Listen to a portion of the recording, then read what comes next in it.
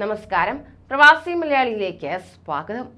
കഴിഞ്ഞ ദിവസമാണ് യാത്രക്കാരെ ഏവരെയും ഞെട്ടിച്ചുകൊണ്ട് പറന്നുയരാൻ തുടങ്ങിയ മസ്കറ്റ് കൊച്ചി എയർ ഇന്ത്യ എക്സ്പ്രസിന്റെ എഞ്ചിനിൽ തീയും പുകയും ഉയർന്ന സംഭവം ഉണ്ടായത്.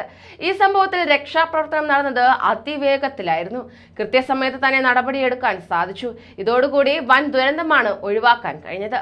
അതായത് 90 സെക്കൻഡിനുള്ളിൽ തന്നെ മസ്കറ്റ് രാജ്യാന്തര വിമാനത്താവളത്തിലെ അഗ്നിശമന സേനാ സംഘത്തിന് വിമാന എഞ്ചിനിലുണ്ടായ തീപിടുത്തം അണയ്ക്കുവാനും നിയന്ത്രിക്കുവാനും സാധിച്ചിരുന്നു. ഇത് കഴിഞ്ഞുവെന്ന് ഒമാൻ എയർപോർട്ട് അധികൃതർ അറിയിച്ചിരിക്കുകയാണ്. ഇതിന് നേതൃത്വം നൽകിയ അഗ്നിശമന സേനാ സംഘത്തെ അഭിനന്ദിച്ച് ഒമാൻ എയർപോർട്ട് അധികൃതർ സന്ദേശം പുറപ്പെടുവിക്കുകയും ചെയ്തു. മസ്കറ്റ് രാജ്യാന്തര വിമാനത്താവളത്തിലെ അഗ്നിശമന സേനാ സംഘത്തെക്കുറിച്ച് വലിയ അഭിമാനമുണ്ട്. സെപ്റ്റംബർ 14-ന് വിമാനത്തിന്റെ എഞ്ചിനിലുണ്ടായ തീ അണയ്ക്കുവാനും നിയന്ത്രണ വിധേയമാക്കുവാനും കേവലം 90 സെക്കൻഡ് മാത്രമാണ് എടുത്തിരുന്നത്.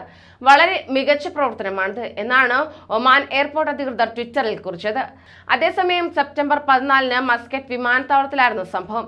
141 യാത്രക്കാരും 4 കൈക്കുഞ്ഞുങ്ങളും 6 ജീവനക്കാരുമായി പ്രാദേശിക സമയം രാവിലെ 11:30-നാണ് AX 442 വിമാനം കൊച്ചിയിലേക്ക് പറക്കാനൊരുങ്ങിയത്.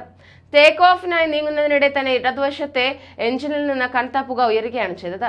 റൺവേയിലേക്കുള്ള വഴിയിൽ വിമാനം ഉടൻ നിർത്തി യാത്രക്കാരെ ഒഴിപ്പിച്ചു. എമർജൻസി വാതിലിലൂടെ ഇറങ്ങവേ 14 യാത്രക്കാർക്ക് നിസ്സാര പരിക്കേൽക്കുകയുണ്ടായി.